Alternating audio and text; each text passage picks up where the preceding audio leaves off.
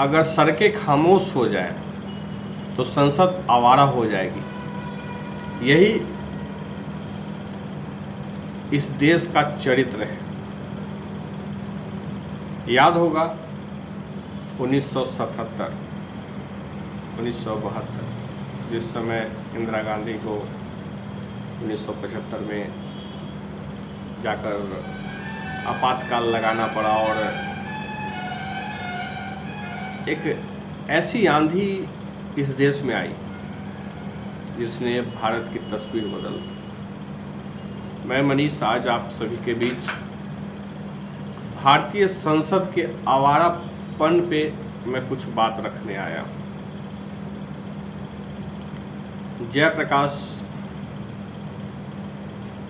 JP आंदोलन भारत की आज़ादी के बाद एक सबसे बड़ा आंदोलन जिसने क्षेत्रीय दलों की उत्पत्ति कर दी, नए नए नेता पैदा कर दिए, नए नए आयामों को जन्म दिया। बशर्ते यही हुआ कि नेतृत्व ने खुद की से बागडोर नहीं संभाली, बस यही चूक हो गई। और इसी का परिणाम है कि क्षेत्रीय दलों के बढ़ने से, विभिन्न प्रकार के नेताओं के बढ़ जाने से आज राज्यों की दशा एवं केंद्रीय स्तर पर सरकार की स्थिति बद से बदतर है। लेकिन मैं आज बहुत ज़्यादा बात क्षेत्रीय दलों पे करने की जगह, क्षेत्रीय राजनीति पे करने की जगह मैं उसी बात पे पुनः आऊँगा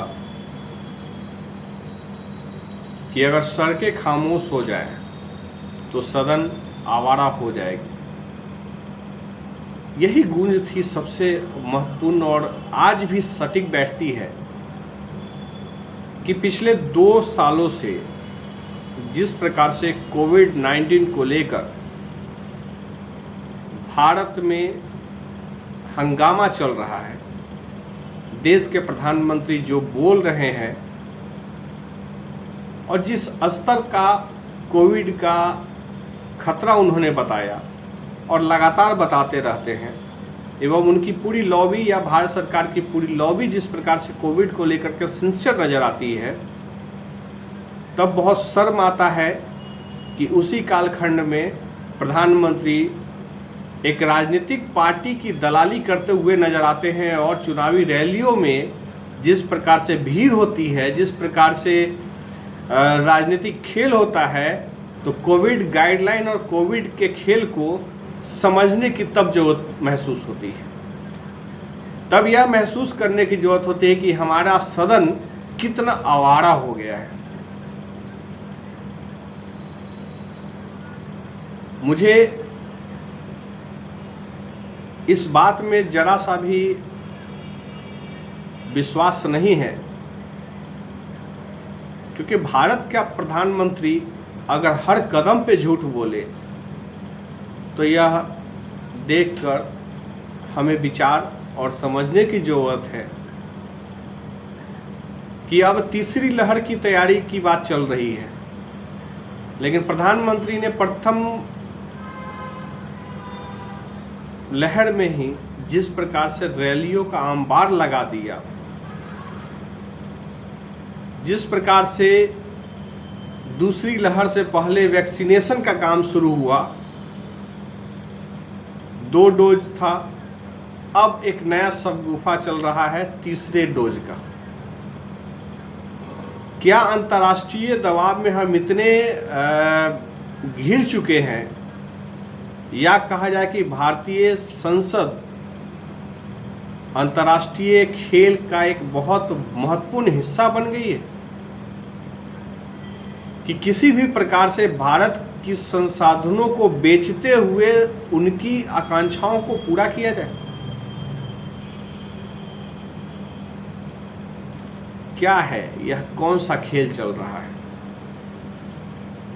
भारत की विपक्ष अब थोड़ी थोड़ी जगनी शुरू हुई है, लेकिन वॉकआउट का खेल एक ऐसा खेल है जो हर एक बिल को बहुत आसानी से पास करवा देती है और एक नया कानून बनाकर इस देश में एक ऐसी भावनाएं पैदा की जा रही है जिससे समाज का विघटन होना, समाज में द्वंद्व होना, समाज में आक्रोश होना, समाज का आक्रांत हो जाना आम बात हो गया है। और यह सब कुछ इसलिए हो रहा है कि हमारा भारतीय संसद सदन सारी बातों की जिम्मेवारी अपने कंधों पे ले लिया है।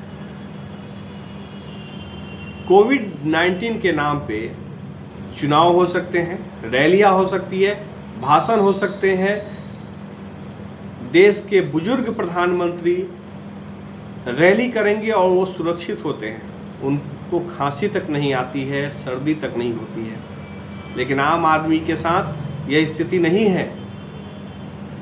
उनके लिए दबाव और बहुत सारे प्रोपेगेंडे हैं जिसको लेकर हाइपर किया जाता है। याद करिए दूसरी लहर, तथाकथित दूसरी लहर, जिसमें प्रधानमंत्री बहुत बेचैन नजर आए थे, स्वास्थ्य मंत्री, और बहुत सारी कहानियां हो गई। और स्वास्थ्य मंत्री का कहानी इसलिए ख़त्म हो गया केंद्रीय मंत्रिमंडल में क्योंकि उन्होंने काम अच्छा नहीं किया।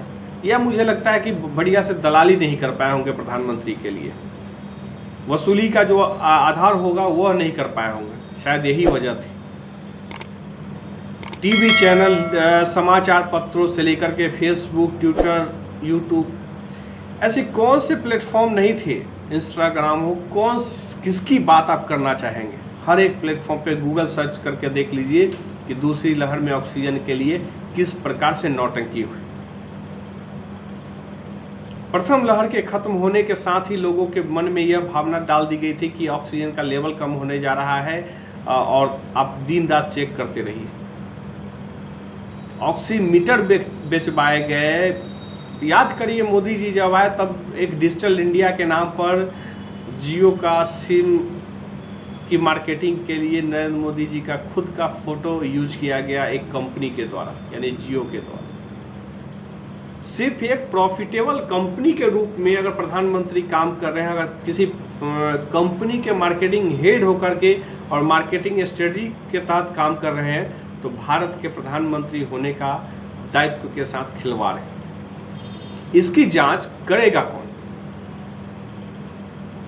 क्या भारतीय संविधान में यह ताकत है कि प्रधानमंत्री जिस प्रकार से झूठ बोलते हैं, ऑक्सीजन लाने की बात अंतर्राष्ट्रीय स्तरों से कर रहे थे, उनकी पूरी टीम उनकी निगरानी में काम कर रही थी, तब इस देश में ऑक्सीजन से क्यों नहीं मरे लोग? अगर राज्य डाटा छुपाए, प्रधानमंत्री ने कहा ये राज्यों का विषय होता है स्वास्थ्य, तो गारंटी तो आप देते हैं अच्छे दिन लाने की। जब आप चुनाव में जाते हैं तो एक अच्छे दिन की परिपाटी का खेल तो आप खेलते हैं। अगर राज्यों ने अगर डाटा छुपाया तो जो पेपर और न्यूज़ चैनल और आपने जो ऑक्सीजन मंगाने के लिए विभिन्न स्रोतों का इस्तेमाल किया, बहुत सारे मददों का इस्तेमाल किया, आपके आरएसएस और भाजपा के विंग के लोग मार्केटिंग करने लगे कि मोदी जी ने सब देशों को मदद किया, तो आज हमें देश को मदद करने के लिए सारे छोटे मोटे देश भी आ रहे हैं। तो ये बातें कहाँ तक सत्य हैं, इसकी सच्चाई की जानकारी अगर मोदी जी से नहीं हो पा रही है तो प्रधानमंत्री पद छोड़ दे। अगर यही बात है कि प्रधानमंत्री के साथ साथ पूरी टीम झूठ बोल रही है, तब तो बल्ले बल्ले है, संविधान की तो कोई औकात है नहीं। आज आप लगातार देश के संसाधनों को बेच रहे हैं। वही 2013-14 में जब आप प्रधानमंत्री बनने आए थे तो रोजगार बांटते चल रहे थे, और आपने प्रधानमंत्री बनने के साथ ही कह दिया कि सरकार को बिजनेस नहीं करना चाहिए, सरकार को एक बेहतर नेतृत्व देना चाहिए। क्या ढकोसला है, क्यों परिवर्तन हो जाते हैं? और सारी बातें क्या एक प्रधानमंत्री या आपके जो तथाकथित लोगों ने कहा कि जुमला है, आप एक गुजरात के मुख्यमंत्री थे और आपने जुमलेबाजी की। एक मुख्यमंत्री होकर के एक इस तरीके की राजनीतिक घटिया चरित्र का प्रमाण अगर देते हैं, तो इससे दुर्भाग्य की बात क्या होगी कि आप प्रधानमंत्री होकर के भी वही काम कर रहे हैं। यह तीसरी लहर की कौन सी कहानी है जो अक्टूबर में आने वाली थी? पहले तो जून जुलाई में ही आने वाला था, फिर अगस्त हो गया, फिर अक्टूबर नवंबर। ये कौन सा खेल है? फिर तीसरी डोज की कहानी कौन सी हो गई? यानी लगातार जितने भी आप चाहे लहर ला सकते हैं और उतने डोज बढ़ा सकते हैं। यह देश की संपदा जिसमें आप एक मार्केटिंग कर रहे हैं कि हम मुफ्त दे रहे हैं, यह मुफ्त कहाँ से दे रहे हैं? देश के वही संसाधन है जो आम आदमी के खून पसीने से सींची गई और उस पैसे का आप दुरुपयोग कर रहे हैं। आपने जिस प्रकार से देश के संसाधनों को बेच करके लोगों की नौकरी और जिंदगी को खा करके आपने जो काम किया वह सब कुछ दिख रहा है। वाकई में 2 सालों में ऐसी स्थिति बन गई है कि एक आंदोलन तक ग्रामीण स्तरों पे अब लोग नहीं कर रहे हैं, शहरी स्तरों पे नहीं कर रहे हैं। एक किसान आंदोलन की बात अगर छोड़ दे तो ग्रामीण और क्षेत्रीय स्तरों पे, शहर स्तर, राज्य स्तर पे भी, जिला स्तर पे अब आंदोलन होने का कोई आधार ही नजर नहीं आता है। कोई इस बात के लिए तैयार नहीं है कि हमें अपनी बात बाहरी सरकार को जगाने के लिए सड़कों पे उतरना होगा। जेपी आंदोलन का सबसे महत्वपूर्ण स्लोगन, जिसको आज भी आप सभी लोग चरितार्थ मानते हैं, उसमें ताकत मानते हैं, तो सड़कों पे निकलिए। अगर सड़कें सुनसान रहेगी तो वाकई में सदन की जो स्थिति है उससे स्पष्ट हो जाएगा कि सदन देश का, आपका भारतीय संविधान का सदन आवारा होने की तरफ मुखातिब है। आप युवा न तो अपनी शिक्षा की बात करने में सक्षम है, न अपने स्वास्थ्य के लिए अपने घरों में माता पिता, दादा दादी एवं कितने कोई भाई बहन चले गए होंगे इस कोविड काल में, और उनको भी भली भांति पता होगा कि उनके साथ क्या हुआ। क्या वाकई में कोविड था? क्या इस महामारी में, इस महादौर में जिसमें लोगों की जिंदगी के साथ खिलवाड़ हुआ, लोगों की लाश गंगा में प्रभावित किए गए, क्या यह भी दिन देखने के लिए लोग अच्छे दिन का ख्वाब देख रहे थे? तीसरी लहर के लिए तैयार रहिए। प्रधानमंत्री ने मीटिंग करनी शुरू कर दी है। तीसरे डोज के लिए तैयार रहिए, और यह डोज तब तक चलेगा जब तक 2024 का चुनाव न आ जाए और मुफ्त योजना की बात नहीं चलती रहे।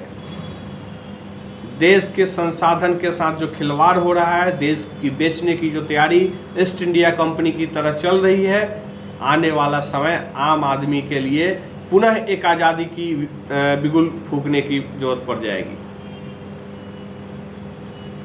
यह सामान्य दौर नहीं है, और मुझे लगता है कि जो परिस्थिति सड़कों पे दिखाई दे रही है, शायद आप इस लायक भी नहीं बचे रहेंगे कि आप कुछ बोल सके। बिहार में पंचायत चुनाव की घोषणा हो गई, और मेरा आग्रह यही है कि वैसे सभी नेताओं को वोट मत दीजिए जिन्होंने अच्छे दिन के लिए वोट मांगने का काम आपके क्षेत्र में किया था। आज वो जिला परिषद के चुनाव में होंगे, वो मुखिया के रूप में होंगे, चुनाव में आएंगे, वार्ड सदस्य, सरपंच, समिति के रूप में आएंगे कि हम आकर के अच्छे दिन ले आएंगे। क्या 2013-14 वाले अच्छे दिन आ गए या 19 वाले अच्छे दिन आ गए? इस पे विचार करिएगा और तभी मत कीजिएगा। दारू पैसे पे, बिहार में दारू बंद है, नाम मात्र का। दारू की खेती कितनी बढ़िया होती है, डेली पेपरों की सुर्खियों में आप देख सकते हैं, मजेदार नजर आएगा। और हर शहर के हर चौराहे पे कोई ना कोई दारू पी करके पड़ा हुआ मिलेगा। और यह पूरी की पूरी प्रशासनिक ढकोसलेबाजी है, राजनीतिक खेल है। अगर आपको इस खेल से बचना है तो भरोसा अपने आप पे करिए। एक बेहतर राष्ट्र बनाने के लिए आप अपनी पूरी ताकत लगाइए, लेकिन फर्जी राष्ट्रवादियों से, फर्जी नेताओं से दूर रहिए। एक बहुत यूनिक सी बात आती है, मैं आपको बता देना चाहता हूँ इसी वीडियो में, मैं आगे इस पर विस्तृत चर्चा भी करूँगा, लेकिन हाजीपुर के सांसद पारस ने यही कहा कि मैं बाढ़ क्षेत्रों में नहीं जाऊँगा। आप समझ लीजिए, लोग बहुत कटाक्ष कर रहे हैं उनके ऊपर। मैं तो सही मानता हूं कि मोदी जी को वोट दिया था लोगों ने। पशुपति पारस लोकसभा चुनाव में एक दिन भी वोट मांगने नहीं गए, किसी के पास नहीं गए। लोगों ने, हाजीपुर की जनता ने वोट मोदी जी को दिया था।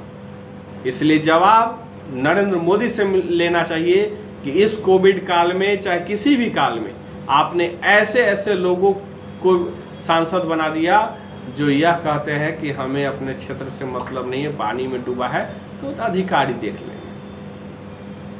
तो मुझे कोई शिकायत नहीं है हाजीपुर के तथाकथित सांसद से, क्योंकि उस आदमी ने एक बार भी वोट के लिए अपील नहीं की। नॉमिनेशन किया, घर में सोया, और आपने उन दलालों के माध्यम से जो अब जिला परिषद और मुखिया, पंच, सरपंच समिति के चुनाव में आने वाले हैं लोग, वो उनके लिए वोट मांगे थे।